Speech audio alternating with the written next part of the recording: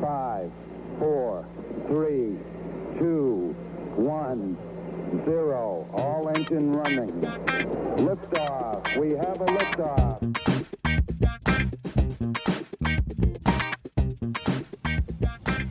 Hello and welcome to Truth, Beer, and Podsequences. So this is the podcast where my co-host and I listen to all the Cincinnati-based craft beer podcasts from the previous week, and we get together here at our podcast host, our gracious podcast host, Higher Gravity Summit Park, and we give our version of the truth of how those podcasts went. Now, hopefully there aren't too many consequences from the hosts of the other podcasts, and so far, so good. I am Marco. I'm a taproom manager here locally, and it is time to introduce the best co-host in Podcastlandia. I don't know about that, but thank you, Marco. I am Julia, and besides being the best podcast co-host in Podcastlandia, I am a drinker of all the craft beer in the Cincinnati area, and I love to write parodies and just funny, amusing stories about beer, mostly during beer event season, which, man, we're almost there. We're like a month and a half away. That's going to freeze like on, what is it, Friday? Or something, yeah. So if you have not bought your beer vent box from Higher Gravity, do it now before they sell out. They will not make you one if you decide after the fact that you want one. Go to highergravitycrafthouse.com. That's Haus. Go to the store link on the website and pre-order your beer vent box. It'll be ready around the week before, the week leading up to Thanksgiving. Those dates are still to be determined while the amazing people here at Higher Gravity continue to talk to local breweries and get dates set for when they're going to get special beers in, the beers that they've ordered in, all that good stuff. So go get you one. Yeah, and direct quote from the Higher Gravity team, it's going to be dope. Hell yeah. Yeah. One might also say bussin'. Okay. Or even a triple bussin', no cap. I'm excited. I am Give beyond me excited. one word on how to describe the beer vent box. Superfly. Ah, Superfly. Excellent. Never said I could count. Just throwing that out there. Excellent work, So, Julia. Since we are a craft beer podcast, we typically are drinking craft beer while we record. So I want to go ahead And even lead when we're into- not recording. And even when as long as we're not recording. driving. Exactly. Other than that, we're usually, or working. Yes. And then sometimes work kind of, for you. for some of us, includes craft beer. Sometimes it doesn't. Sadly, not for me. So, Marco, what Yet. is it? Yet. You never know. Eventually, that You flask never may come out. know. No, I'm kidding. What is in your glass right now? An old favorite, Julia. I got Rothaus Pils. Hell yeah. Very nice. Good solid beer to drink. Yeah, Well over the done. course of the time that we've had our podcast, I've had this many times. It's true. It's Always delivers. Never misses. Excellent.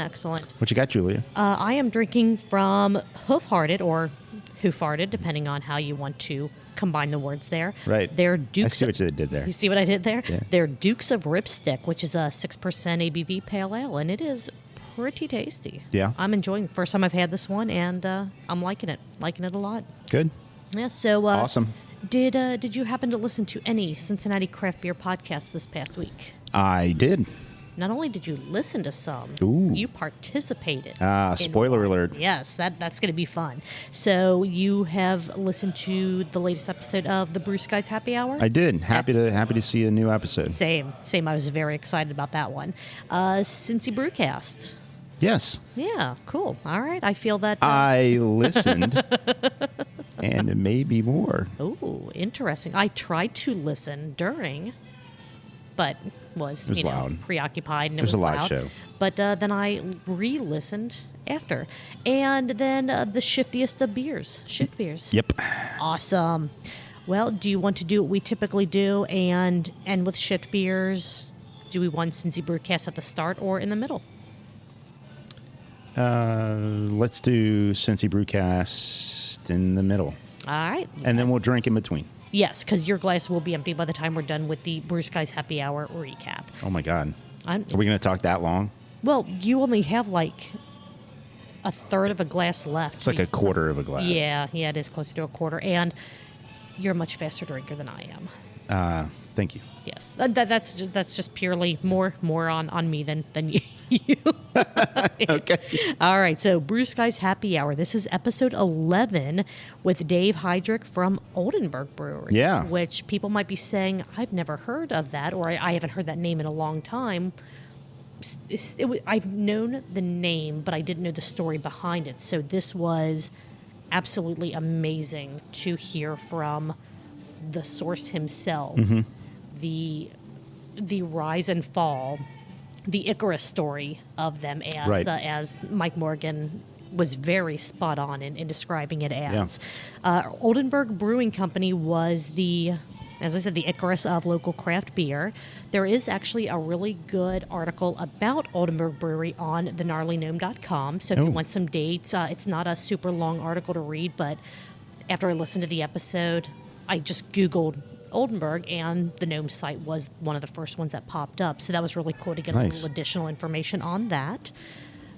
What I thought was cool about this is Mike actually bartended at Oldenburg Brewery when they had a location at the airport. And Dave was like, oh, well, maybe you took some of my beer classes that we did for all of our employees. And Dave's like, I'm sorry, Mike was like, Mike. I did. Mike brings the D. Morgan. Yes.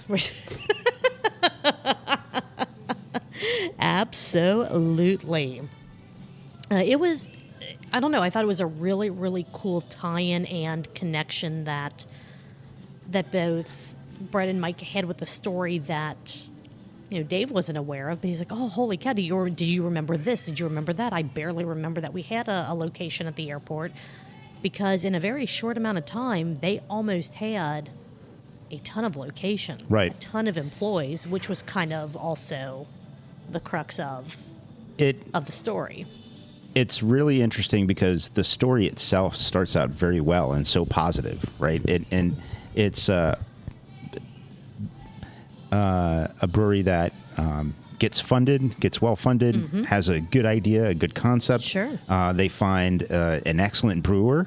So you've got good beer, good concept, you've got funding, you've got essentially so many pieces. You get 75, 80, 90% of the pieces you need to make it successful. Right. And then you even have, once you open, people wanting to open more locations and essentially invest in growth. And you're like, wow, this is a story where this is a story that this can't miss. But us having the luxury of knowing that it didn't make it, and we know that it didn't make it. And so they tell you the story from the person himself on how it didn't make it. And then they talk in the beginning about how they get started and how some of the other people that they talked about in some of the earlier episodes of Brew Skies Happy Hour were sort of, I don't want to say resources necessarily, but... they made appearances in the storyline of Oldenburg Brewing Company. Yes. Yeah. And they did some really cool ideas that it's a damn shame that they didn't make it. And they were before their time. Yes. Is I think part of it. Some of the things that they were trying to do were they were all absolutely amazing ideas, and if someone did them today or even 10 years ago. Or 5 years after they closed. Exactly. One of the big examples of that, again, we want you guys to listen to this episode because it's phenomenal. It's spectacular. But we definitely want to let you know some of the highlights, at least what we think are the highlights, to encourage you to listen. Julia, why don't you look at my notes? Okay, so let me slide your notes over here. Marco, your notes... Can you read those?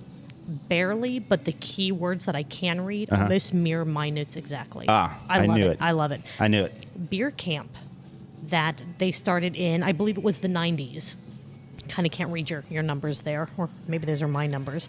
It was a kind of like a adult camp, basically, where they had like beer paired dinners. You would pair a certain food with a certain style or type of beer. They had home brewing classes. They had speakers. They covered what do I have written down here? Where the beer camps, were covered in both national and international news. Yes. It was basically the beer conventions, the brewers conventions that happened today. Right. Before they really got as big, as popular, as important as they are today. I thought that was super, super cool. They went from one location to 5 locations and almost 600 employees. And then that's where Dave kind of said, and that's where things started to hit that downward slope. Yeah. And so you can hear him explain exactly what went wrong. Or I don't even know if it went wrong. They just weren't prepared for it. Right. I guess is a better way to say that. Yeah, I think so. 'Cause I don't think they did anything wrong. Well, all things considered, with everything that it was, if like the business plans, what they had wanted to do, the goals, I feel like the plan was fine.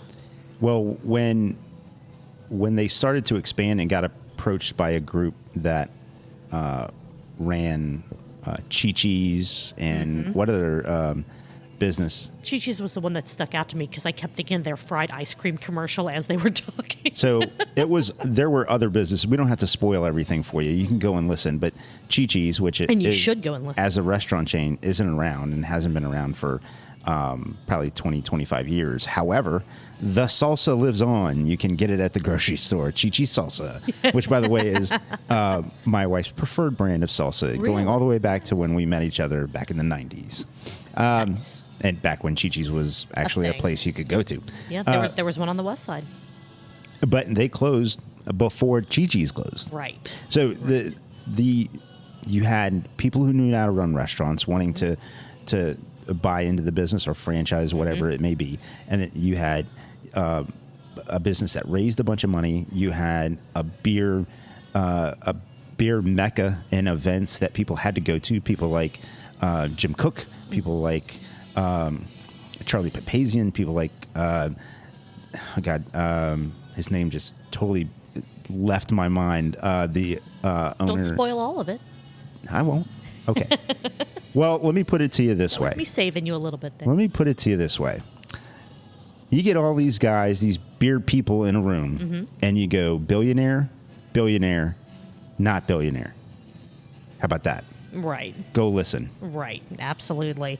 And also one of the cool things about it is after because it was more of a brew house, they did have a restaurant side to what they were doing. So it wasn't just a tap room. This was more of a, all-encompassing, get everything, your food, your beer, everything in one place. And at the time, Rock Bottom only had a couple of locations. Right. After they opened, a lawyer actually called them about a collection of, and I'm going to, hopefully I say this right, Breweriana?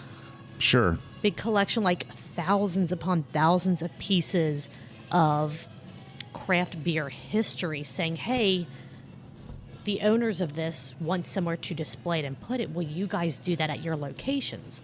So basically, they went Cracker Barrel on all this shit. And just put it all over the walls, all over everything. So no matter where you turned, you were looking at pieces of craft brewing history, which would have been really amazing to see. They didn't mention where that went when everything closed down, so I'm kind of curious if any of that stuff exists somewhere. Yeah, hopefully it does. Hopefully it went somewhere. Maybe some of it's in the Smithsonian. Could you possibly. You never know. You never know. Thank you, Marco.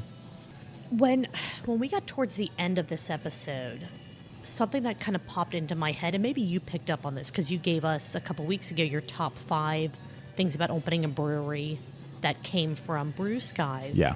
As I'm listening to, and I don't know why it hit me this episode specifically, this podcast, the Brew Skies Happy Hour podcast, can not only be seen as a historical podcast, as an interview style where you get to learn about the history of craft beer in America.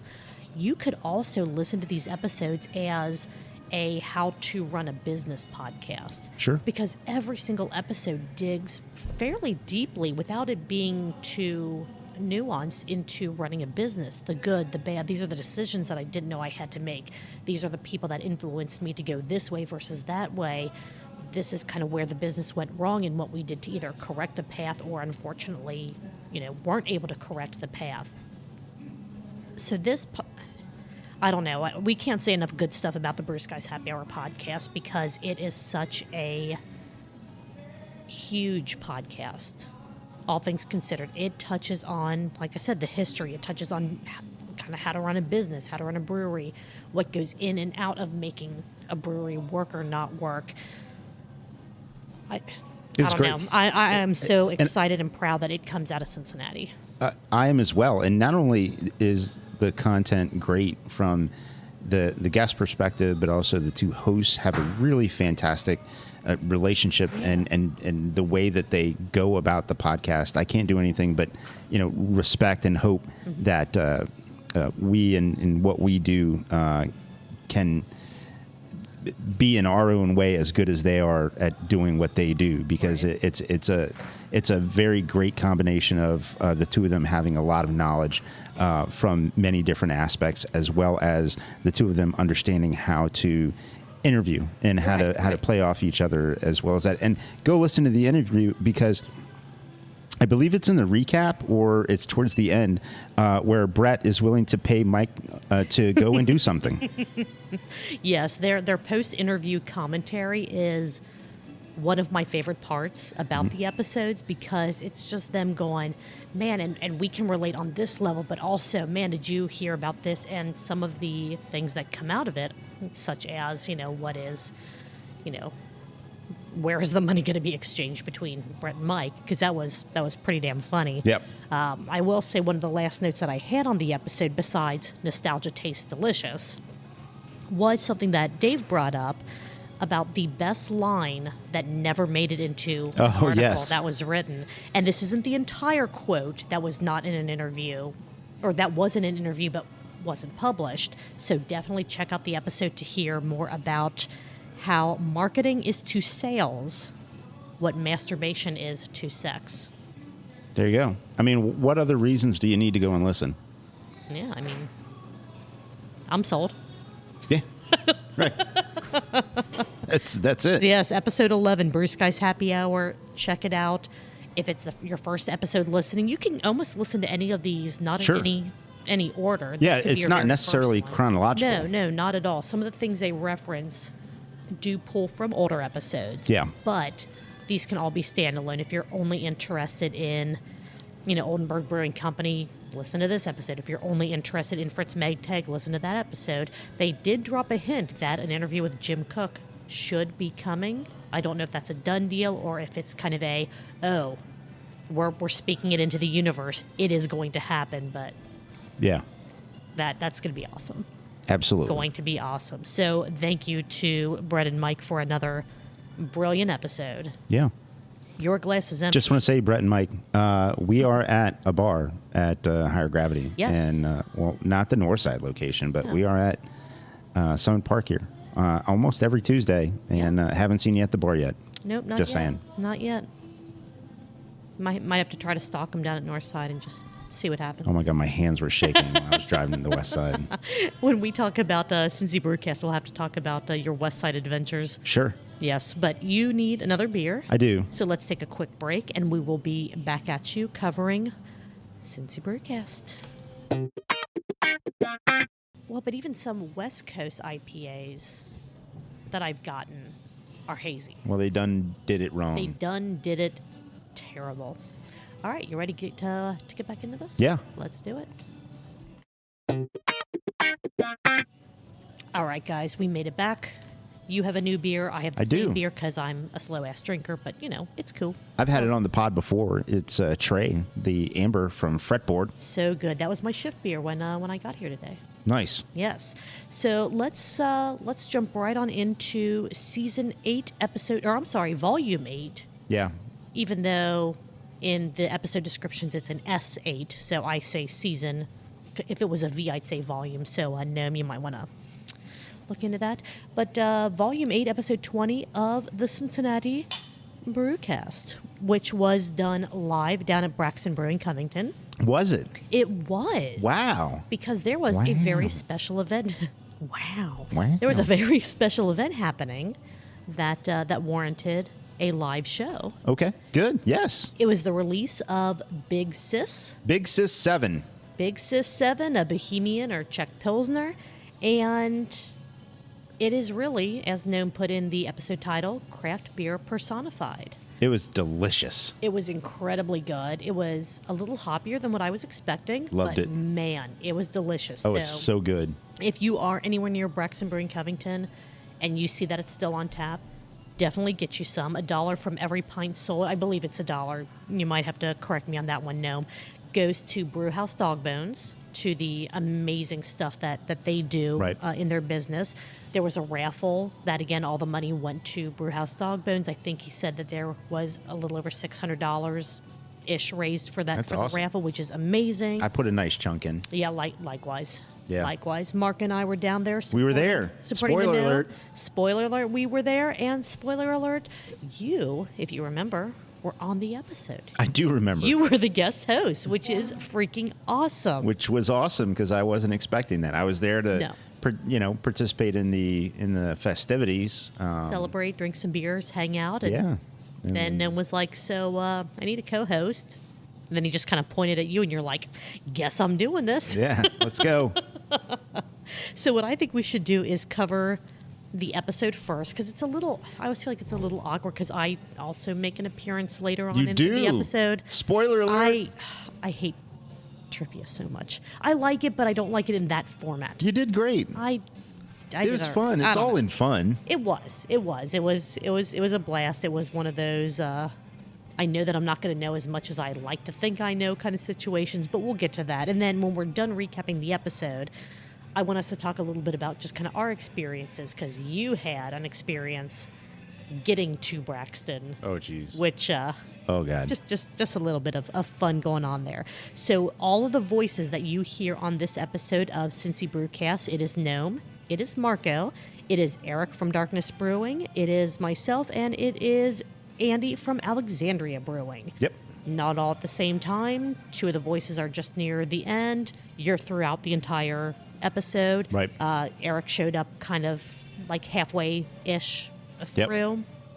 This episode covers why Big Sis at Braxton specifically is important. Yes. Which I really, really liked. I liked that made sure to cover the history of Mike and what Cincy Brewcast meant to Mike and how he wanted this to be a way of kind of bringing the craft beer community together, even though I don't think that any of them were able to see that bigger picture from the very beginning, because it was, we know we want to talk about beer. We know we want to talk about local craft beer. What else do we do? How do we do this? Right. And so Gnome goes into just wonderful, wonderful stories about getting started. You brought up some great questions about, did you have segments that kind of fell into and out of Cincy Brewcast as it developed into what we now know it as. So you get to learn a lot about the podcast as it is today, Yeah. and even more about how it started. Yes, and that was very cool, and I mean, it was really neat. Number one, to be asked to co-host, and then for a special day like that, and then it was really neat to go through the history of the podcast, because I really feel like after hearing that, like I probably started listening to the podcast only a couple of months after the podcast had come out. Yeah. So to be able to, for me, hear the years and the history and follow along, like I know this because I was listening, right? Yeah, And, you heard know, those that sort of- transitions and those evolutions as it went. Yes. I really like how Gnome went over each. Again, as we kind of said in the beginning, they don't have seasons; they have volumes for Cincy Brewcast. And I really liked how Gnome kind of recapped each of those volumes from Volume 1 up through, we're now in Volume 8, and how things developed and transitioned, both with Mike being involved and then after his passing. There have been a total of 332 episodes of Cincy Brewcast. That's amazing. There have been 323 different guests over those 332 episodes, and 75% of those guests were named Andy. So Gnome has pretty much declared. Everybody's named Andy, He's pretty much declared, I am and then never the rest going of to them have are named Josh. Josh, yes. So Gnome kind of threw out a thing saying, you know what, I'm never having another person co-host who's named Andy because it's too much. Although Andy they're all Foltz over the place. did a good job. He did. I thought that was a lot of fun. I really enjoyed that Gnome always had someone to bounce stuff off of that wasn't necessarily tied to the brewery that was being I feel bad calling them interviews, even though that's what they are, but because they're conversations. It's more than just an interview. Here's a question, here's a response kind of thing. They talk, they go in depth about it. So calling them interviews, I feel like is a disservice. Well, it's better than calling them a deposition. I mean, yes. I'm going to depose you now. Yes or no answers only. Yes or no answers only, please. Right. Man, there were so many good stories that they brought up. Gnome played some clips like the original intro music, some little clips about like where From the Beer Fridge came from, all that, which for the longest time when I first started listening, I thought I don't know why, this is just the way that my brain twists stuff sometimes. I thought it said roll the beer fridge.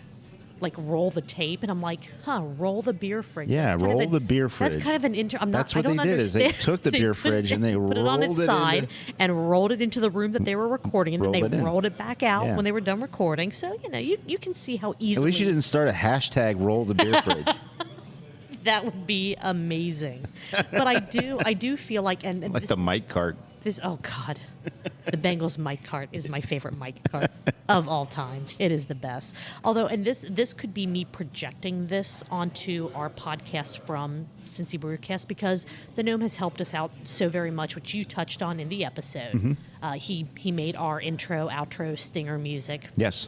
And listening to him play the original Cincy Brewcast intro with Mike, counting down, 3, 2, 1, go. I'm like, man, there's that parallel between what Gnome created for our intro. Oh, it is. Whether it's intentional or not, but I'm like, that's kind of potentially unintentional. That sounded odd. Connection that just makes me really, really proud to be part of the Cincinnati craft beer podcasting community. Yeah. Yeah. Really cool.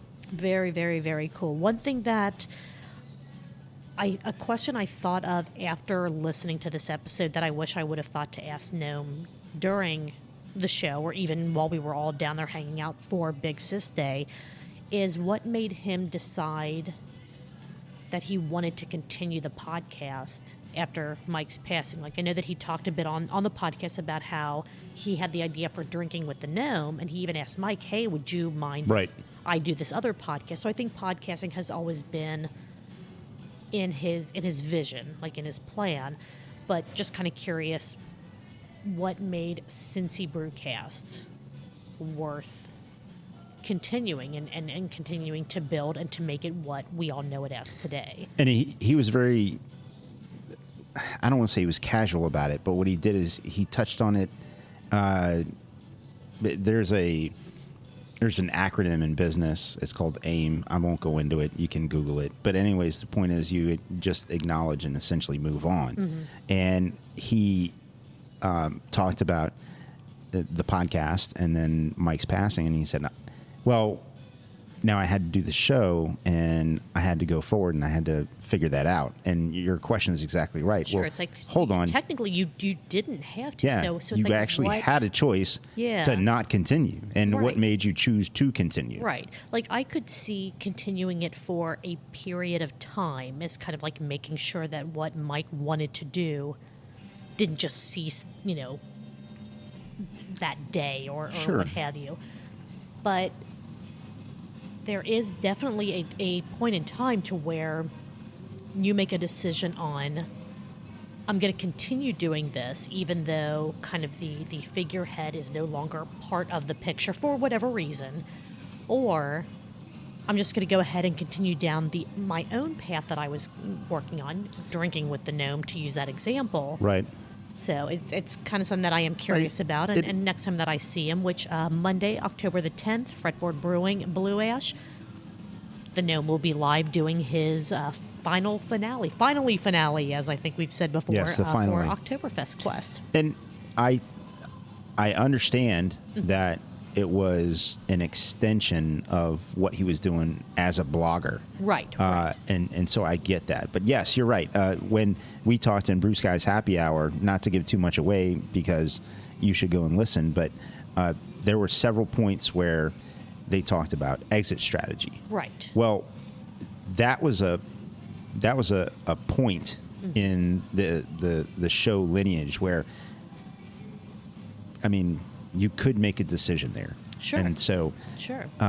And he did. He made a decision. Right. And he decided to continue on, which several years later, he talks about the evolution of the podcast all the way through to where he ends up becoming full-time Gnome. Right, which is still absolutely amazing, and I am still so beyond happy that I am as that he well. is doing And I think, at least from bits of conversation, this is a wheel that is going to continue to roll.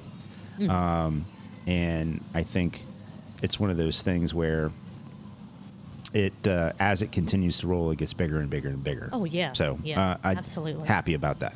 Yes, very much so. I only had a couple other notes on this. I feel like episodes of Cincy Brewcast, Shift Beers, whatever that you and I are involved in, I almost feel like I'm too close to it to where the recap isn't as I don't pick out as much as if it's my very first time hearing what's going on. Well, the other thing too is that I understand for this event that in our way of going about things, that different shows and opportunities, different podcasts and content and opportunities give us the opportunity to go a little stray off course and Right. do sort of fun and silly stuff. So this was a fun event. Absolutely. But this was also a serious. This was a serious fun event Agreed, yes. in commemorating Mike, and so just pretty much telling the news is sort of where I felt we were going to go with this. Yeah. There is definitely some humor in the podcast. There's some humor as well, and I'll just go ahead and before you finish up with the notes that look almost exactly like mine. Man, that's amazing. I know, it's amazing. Well, we were both there. It's true. So of course our notes are the same. But this leads into something. So as I was sitting at the table and I had just sort of gotten up and helped with, assisting you in setting up all the raffle sort of things and all of that. And I was sitting there and Gnome was putting all of his podcast equipment together and setting up. And then he pointed and said, "Marco, you need a co-host?" And I'm like, "Yep." Well, Julia wasn't just sitting there watching us. No. Julia was busy. No, I was very busy. What were you doing, Julia? I was running the raffle table, the raffle booth. So Yeah. I was kind of keeping an eye on stuff, making sure that people that walked up, I would explain what the raffle was about, how much tickets were, they could put in everything, where the money's going, what, Big Sis is about if they asked, oh, is it just about Brewhouse Dog Bones? Because that was the main focus for the raffle itself. Big Sis wasn't...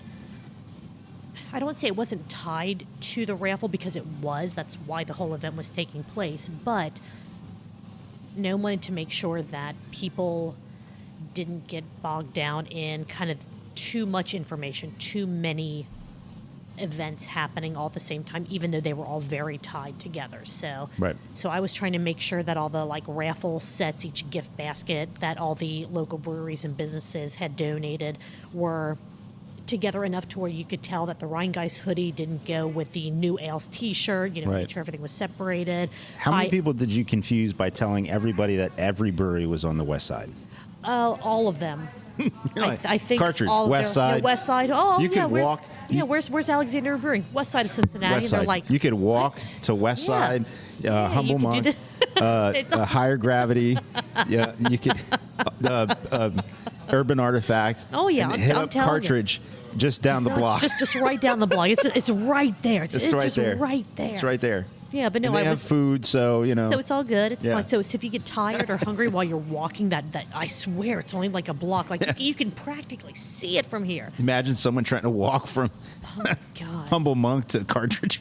Technically, with all the connectors with the Wasson Way Trail and the Little Miami Bike Trail and all that, they're slowly connecting everything together. They are, yes. Eventually you will. It'll still take you a long ass time. Right. But eventually you can, and you can do it safely without You might being need on a the tent or streets. something. I don't know. Yeah, it might be a several day walk, but you can do it. So yeah, so I was helping to take care of all the raffle stuff, the rafflery. I think one of the most fun parts was when wonderful woman from Braxton came up and said, "Do you know how long this is gonna be over here, like in the spot that we had set up?" And I'm like, "I have no idea. I just showed up to help, and I'm just helping." She's like, "Okay, because the band that's going to be playing is going to set up here, and they need 2 hours to set up. So by 5 o'clock, we need all this stuff moved somewhere." And I'm like, "Oh, okay.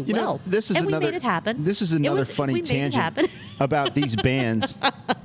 These bands needing 2 hours to set up. Right? You know why they need 2 hours to set up? I have no idea, because they are too into themselves, I guess. I have no idea. Why do you need 2 hours to set up? Because you bring in one piece of your drum kit, and then you have a beer.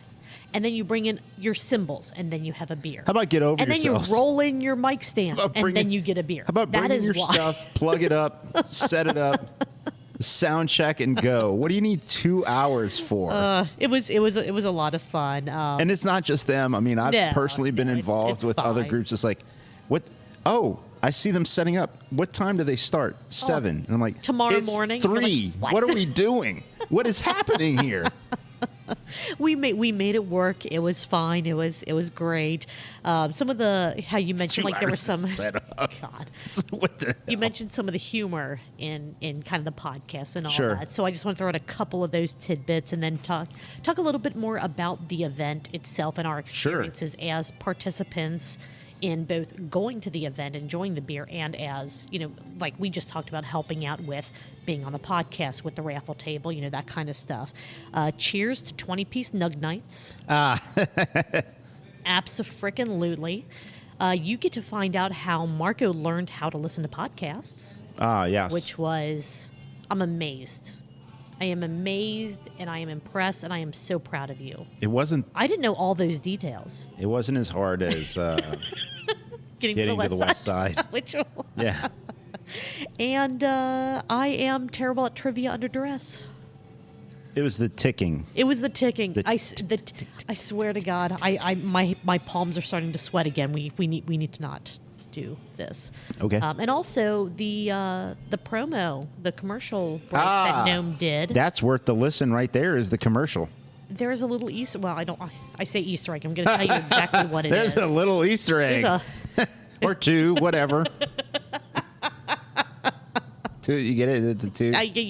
Yeah, I like the hand motion you did there. That was great. Anyway, use promo code GNOME at manscaped.com. 20% off your order and free shipping worldwide to your little tiki hut where you need to keep your gardening in check. Yeah. There you go. But no, while they were doing that, I didn't realize he was going to be doing that. I don't think you didn't know he was going to be doing that live. No. In front of almost his in the parents. moment. Well, his parents weren't there yet. They would have walked in to listen to Gnome talking about his grooming habits, which I don't know. Yeah. I don't know. But you can hear me cracking up in the background because I'm like, oh shit, he's actually doing this. So in Braxton's tap room in front of there was an engagement party happening there was 2 tables over from right in front of us though.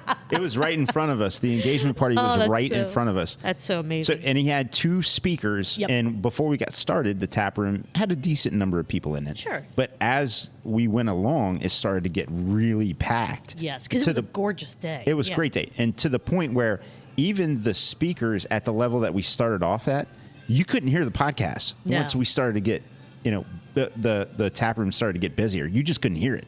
Like, we were essentially doing it for ourselves because we had headsets on. Right. Well, I hope that engagement party heard, if nothing else, how to get their personal grooming products at a discount. Promo code GNOME at manscaped.com. I still want to get their, they have a new body buff, like it's a body wash and scrubber combo thing out. Yeah, I'm wondering if I can, how many times can you use the code when you're shipping to the same address? I may have to test this and find out. Yeah, I mean, it's still active. It's still live. Well, right, but sometimes returning customers, it's only new customers. I don't know if that's the case or not, so I'm going to have to... well, I won't dog it if we don't know. Yes, absolutely. Okay. That's all for the actual episode. Yes. Content, but as we have made a couple jokes about, Marco made it over to the west side, and then I drove myself, Marco, and my Josh down to Braxton for the event. Marco's never really been to the West Side. And Marco's never had to drive himself to the West Side. What did you, as you were leaving to go home after the event, after, we got back to my house and you were heading, well, I would say home, but heading up here to Summit Park to help out with their Oktoberfest? That was a surprise. Yeah, I got sent the bat signal. Summoned, yes. You saved the day. I helped. I don't know if I saved the day. I helped. But as you were driving past me when you were leaving, what did you scream at me out of your car window? What question? Rhetorical question. You weren't really looking for an answer. Why does nobody park in their driveway? It's like nobody parks in the damn driveway, and the streets aren't big enough for two ways. It's so stupid. What are you doing on the West Side? I got off, first of all, I went on the lateral. Jesus God. No, not the lateral, the viaduct. Oh, the viaduct. The viaduct. Mark, so if you're I familiar get with the confused West Side. because I don't know what the shit is with the shit. So I went on the viaduct, and my palms were sweating. Yeah. Got off the Knees viaduct. weak, arms are heavy. Yeah. He's vomit on your sweater already. Sorry. My palms were sweating. I was getting the urge to vomit. And then I turned onto the street, and the entire block on that street, everybody's driver's side rear view mirror was crushed off. It was just crushed. And the first car literally had their bumper cracked and the driver's side rear view mirror gone. I was like, what is going on here? Well, you see, I didn't know the west side of Ohio was Detroit. With this shit. It is what it is. I thought that, so I forgot from where you live, it would throw you on like Reagan to 74 that way to 75. I thought it would just pop you out on 71, which would be a fairly straight shot. Like, yeah, you'd still be, doing some stuff, but you wouldn't have to deal with the Western Hills Viaduct, Queen City Avenue. I apologize for the harrowing experience. So when Marco was headed home, I made sure to reroute his GPS to take him 71. And he was like, thank you so much for that. Treated me like a child who just learned how to drive. No, don't go this way. And then got in there and rerouted my GPS. Oh, my God. And that was a much easier drive. Yes. And it was much easier. If I would have known that it was going to take you the way that it took you, I would have said, no. Get onto 71 and then turn your GPS on and it'll be fine. I almost vomited. Yeah. On the way there. On the way to your house. We should all be grateful that Marco is still here to here with us today after that experience. No, I'm good. But we had a great time. I've talked about it before. Sure. I have anxiety about driving places I'm not familiar with, and but anyways, it was an experience. I braved it, and people are saying, well, why didn't you just go to Braxton? Didn't I just explain that? Okay, Julia drove to Braxton. I did, because I figure if Marco is willing to go there, I am willing for him to meet at my house, and I will drive part way. And I even told him, I'm like, if you go right to Braxton, it'll actually probably be faster than if you come to my house. But here's the other thing, is that when we got to the parking lot, it was a pay parking lot. Yep. That you had to use a fucking QR code for.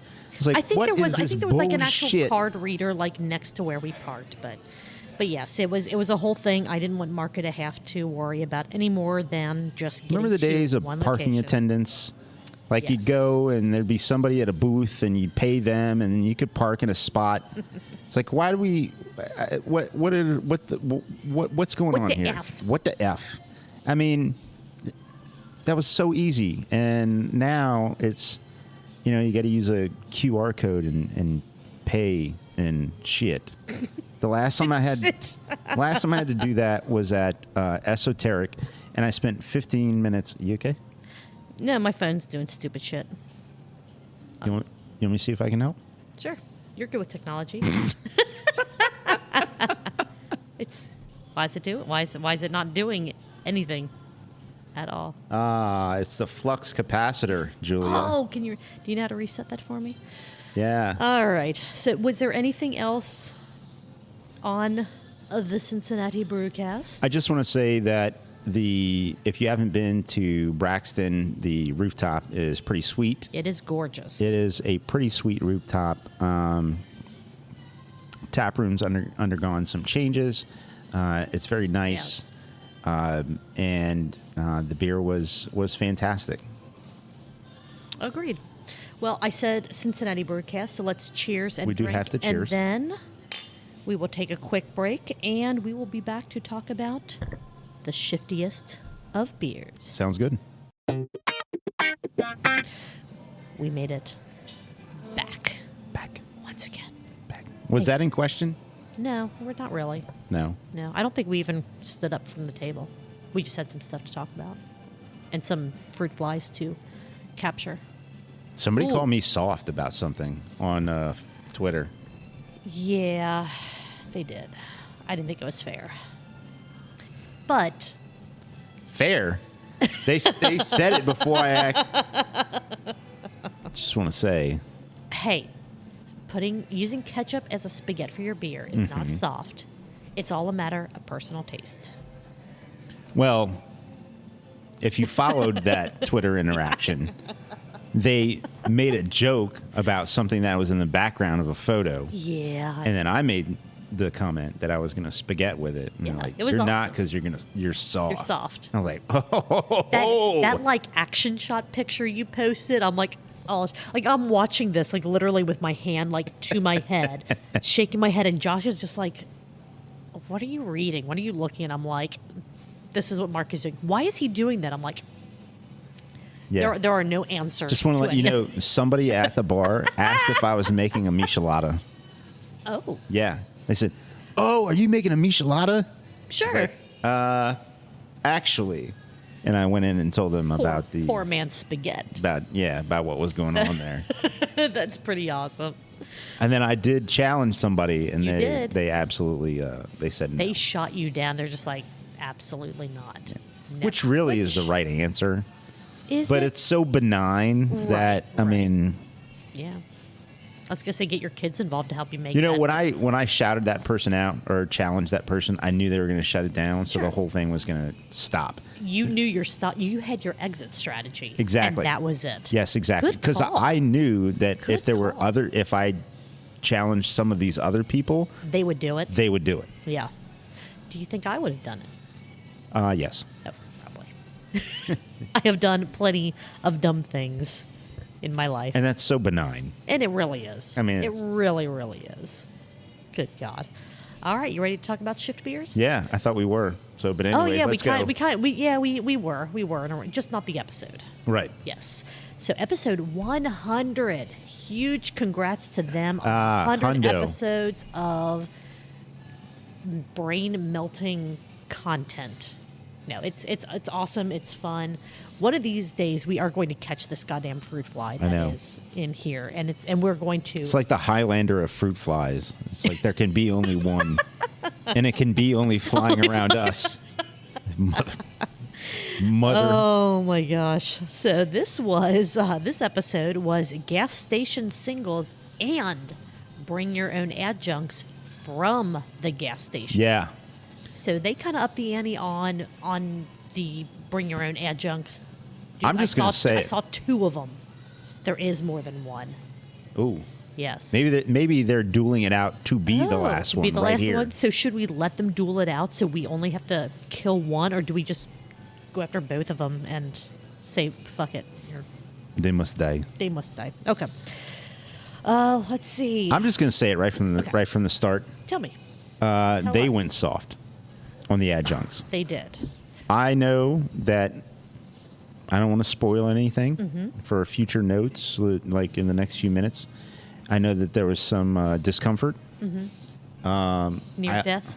I also know a story that happened afterward Oh. that I'll tell you off air. Yes. Yes, please do. But they went soft.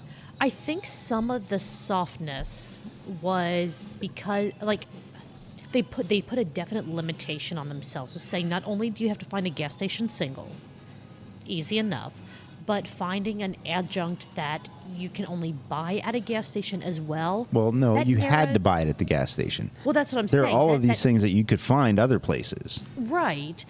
But I think that they felt very limited on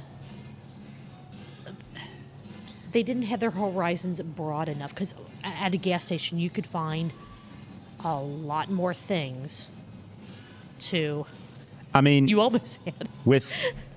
There's so many different things they could have picked. Like, Yes. Not a single roller hot dog. there wasn't a roller hot dog. No. They could have gotten a beef jerky stick. Yeah. I mean, a Buskin cookie. a Buskin cookie. Those are always at by the checkout counter, little smiley face cookies. One of those quote unquote like energy pills. Oh my God, a yellow jacket. A yellow jacket. A yellow jacket and a beer. Oh my A God. yellow jacket and a beer. Oh my God. Be better. Do better. Oh man. Well, the show started off with a bang. With a drunk line, two drunk line calls. Yes. That they're like, we need to know who this is. You need to reach out to us. You said you wanted to be our best friend, or that we are best friends, but they were like clueless about it. So I don't think the mic's still hot, but that drunk line call that we paid for on Fiverr was worth every single cent. It was really good. That was really good. Yeah. She did an amazing job. Amazing So job. I'll see if I can tip her, because Right. phenomenal. And then maybe next week another call. Oh, that'd be good. Yeah. We could do another one. Yes. Yeah. Okay. Okay. Beth saved Hoots and Hops. As She we did. know, she would. I mean, she saves every episode of Shift Beers she's on. Yep. She saves just the group in general. So hell yeah, of course she's gonna save. Way to go, Beth. Of course she's gonna save the place Hold that they on. don't work at. Thank you, Beth. Thank you, Beth. Thank you, Beth. Beth is the best. Hands down, full stop, no question. I don't even know why I wrote down any notes after that point. What else really was there to talk about for episode 100 of Shift Beers other than Beth saving the day and her house being full of Here I come to save the day. I felt like most of this episode was more about them trying to get the adjuncts that they picked out of their packaging I mean, good God. than about drinking the beers or the adjuncts themselves. Yes. And then they also teased Patreon Yes, which Patreon content. don't you worry, if they ever post whatever they're going to post, you'll get it from me. Okay. Sweet. Suck it, Shift Beers. I'm sharing my Yeah. Patreon with Marco. Yeah. How about that? Let's see. They it was a very ASMR full show. Yeah. I guess you could say there was a whole lot of both pleasant sounds from them preparing things and getting the adjuncts together and pouring the beers. Some of it was great. Yeah. Other sure. sounds, most of the ones coming from, Brian's mic, not so great. He has it rough. He does have it rough. I mean, we Man, said it before. Look, man, care about you. You should go see a GI guy. Yeah, you really, really should. I mean, GI guy. instead of Brian the brewer guy, Brian the GI guy. Yeah. He They tried to do the Brian the Brewer guy. They did, but he did give some good sciencey tips on. Yeah, so we talked on about the whole nucleation points, Julia. Exactly. He dropped a nucleation point on us. Oh, a hell of a knowledge bomb right there. Yeah. Yes. Knowledge bomb. Very nice. But he also died partway through the Right. show, and Beth's cat tried to eat him. Yeah. Because cats are savage and they will eat anything. Well, they are always really plotting to kill you, Yes. and then once you die, They're just like they're like, well, you're mine now. dinner time. Yeah. You're They're mine opportunistic feeders. So, I mean, they see an opportunity, like, a dead Brian on the floor, Yeah. and they take it. Your soul is mine. Let's see, what else did we have for this episode? Because our notes are exactly the same. Yeah. Lee gave them, like, a huge party pack. I mean, That like is a trunkload badass. of beer. Yes. I am excited to see what they decide to do with it all. Because by this time, Brian was already passed out. Like, he had already left this earth. He was no longer with us. I mean, the cat, I think, was halfway through chewing one of his cheeks off. He got to the point where the dead body had inflated with gas. It hit second rigor. Yeah. Or maybe that was just Corey. I don't know. Oh, really? Yeah. There you Really? go. You can cut it out. That's fine. No. Okay. It's staying. It's staying. Just really. There were a couple of Corey interactions. There were some amazing sounding food bites that Corey was. I don't know if he actually had them present for the gang or if they were talking about like some of the stuff that he was going to be making or had made. But my God, how do we get him to show up here at Higher Gravity on a Tuesday night with a plate or a bowl or of anything that man makes? The other thing is, Holy shit. does Corey do Corey and Beth have the tools necessary to create these pits, these moats and troughs and everything to stop the kids ripping the bikes through their yard? I don't know, because they talked about what were in their cabinets, and it wasn't much food related. So Talking about murdering teenagers. Like tearing through their moats and yard, pits. And, oh my God! Just it depends on what the roll of the dice does. Yeah. The dice. What else? Shift Malorts is probably going to be a thing. Yeah, new podcast. Shift Malorts. I'm not sure if I'm excited or terrified for when that happens, but it'll be a good time. As long as it's not in a dive bar, then I'd probably be on board for, taking in the content or participating. Let's see, what else was there? Shift Malorts, Lee's, the biggest champagne of beers, bottle, can, package, whatever. Justin Chaney's jealous. He really is. Although, we ran into Justin Chaney down at Braxton. We did, and he's okay after that. He is okay. But he may not be a champagne and beer guy anymore. Yeah, it seems like maybe he's moving up in the world. Moving or at least over. his beer taste. Moving over. Moving over to the garage. All of the garage, all the time. Let's see. Whipped cream makes everything better unless you're lactose intolerant. Right. That was... I don't know why it was even a discussion, whether it was real cream and whipped cream or not. Right. Well, there is artificial. You can get like coconut milk whipped cream. You can't get whipped cream that's not dairy. So I guess specifying is not necessarily out of scope for it. I don't know. I got nothing. So I only have 2 more notes, and one of those is the burp count. Okay. All right. That's all I had. All right. It was a fun episode. There was a lot of kind of downtime in the episode while they were putting the adjuncts into the beers. So And the other we thing just is want to we be don't, honest about that. And we also don't want to give away anything. Exactly. And so much of the episode relies on those very specific things that when we don't want to mention them to give away the hilarity that they had. It just leads to kind of a bit of a shorter recap. But I did want to ask you, Marco, do you remember which of these 3 things was not an adjunct that they brought to put into their beer? Was it A, did they not bring hot and spicy pickles? Did they not bring Tums, because, GI boy, as we talked earlier? Right. Or did they not bring something ridiculously basic like M&Ms? And I have one more to add. Did they Ooh. not bring... Are you going to give us the D? Yes. Yes, Marco's D. Bring it on. I'm bringing the D. So Julia gave you options A, B, and C, and Yes. I'm giving you option D. Did they not bring no-dos? Because we already talked about Yellow Jackets, so we know that was not one of them. But Right. they could have gone harder with the adjuncts, but they also could have gone even softer. So listen to the episode and let us know what you think. Ooh, you hear who's singing? I do not. I have headphones on. It's Michael McDonald. Nice. Anyway, so, yeah. Hit us up on social media. Let us know what your choice is. Yes. And we'll let you know you're wrong. Yeah, pretty much. Yeah. So let's see. All that's left now is the burp count. The burp count, yes, which Shift Beers explained what that was. So all we have to do is give you the numbers, and you can either, based on these numbers, have a really good time listening to this episode of Shift Beers or not. Episode 100 of Shift Beers. Gas station singles and bring your own adjuncts. They had a grand total of only 62 burps. I think, and I even felt like they were trying. Yes. Well, some of them were, holy hell. Epic. I mean, yes. I mean, the ones they had were great. So it was more of a quality over quantity situation. It was good. Yeah, it was good.